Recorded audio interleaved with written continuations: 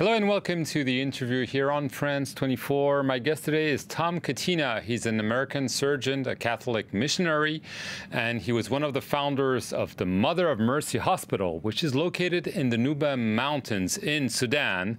It's very close to the border with South Sudan, and it's an area that has seen a lot of fighting, killings without much notice from the outside world. Welcome to the show. Thanks, Mark. Nice to be here. Thank you.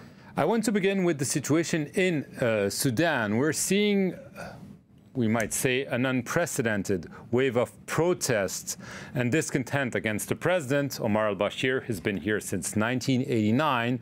This is really something new in Sudan. Yeah, very unprecedented. The protests have been going on since December 19th. And really the first time in these 30 years we've had such a level of protest. Our area where we are, in Nuba Mountains, the hospital is located in rebel-held territory, so it's a bit far from where we are.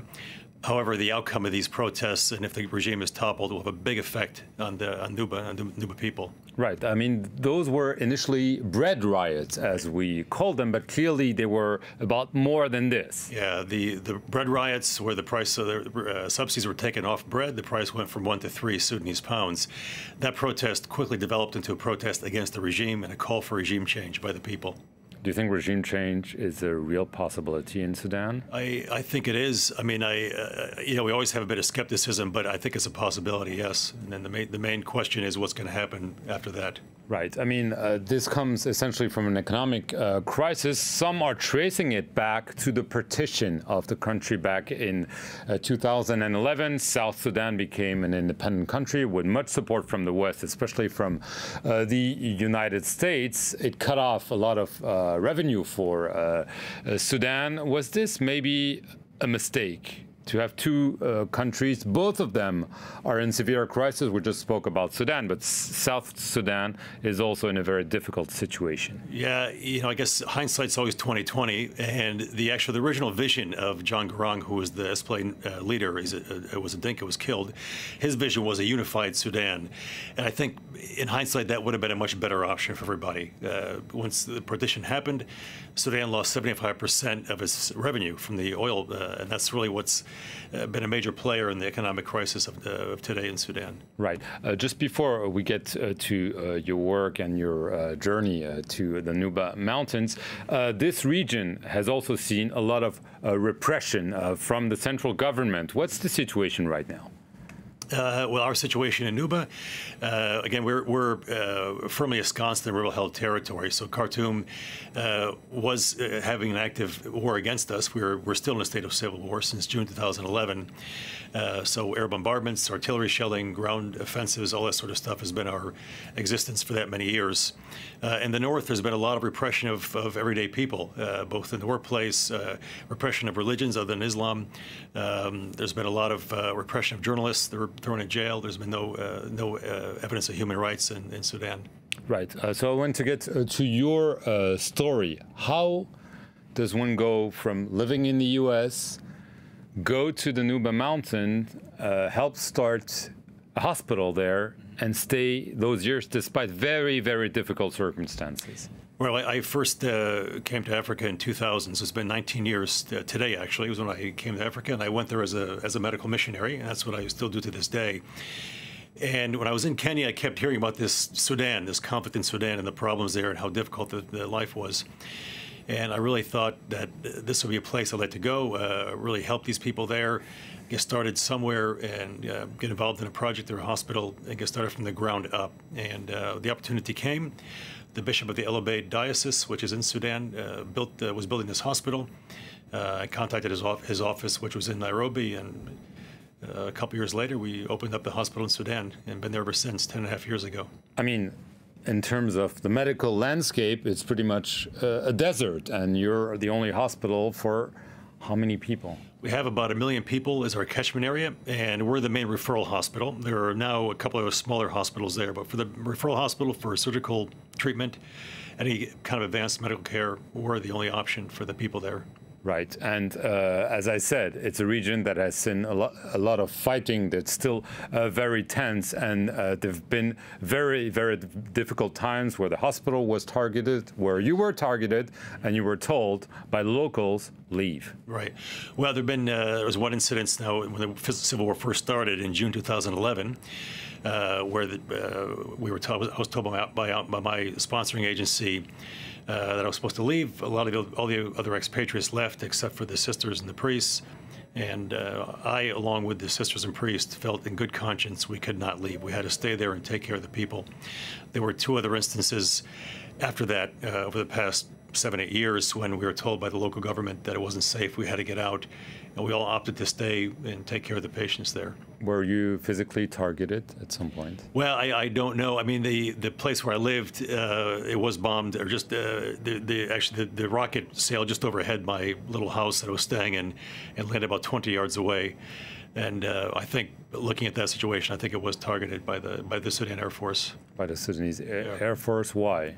Because you're someone who can testify. Right, I can testify to what's happened there over the past 8 years. I have quite a bit of evidence, and I think they wanted to keep that quiet. What's the evidence about? Obviously, you're essentially tending to the patients, but I imagine you've also observed what they were suffering from, and what have you discovered? Right. Well, there's been a policy of attacking civilian targets. And we were a hospital. We were targeted twice with aerial bombardments.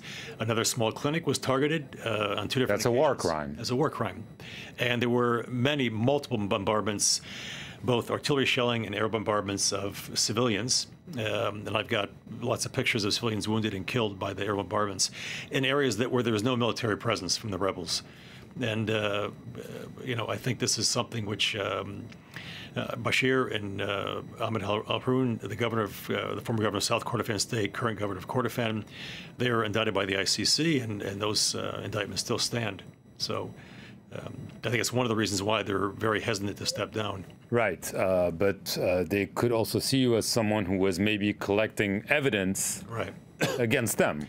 Well, it's possible, and also at the time I was the only doctor there in Nuba Mountains, and that would be a big blow to the morale, I think, of the soldiers and the people there if I was taken out. So right, but I imagine day-to-day life in such a hospital is very difficult because you lack funds, you lack equipment, and there must have been times over all those years where you thought, I just can't take it anymore.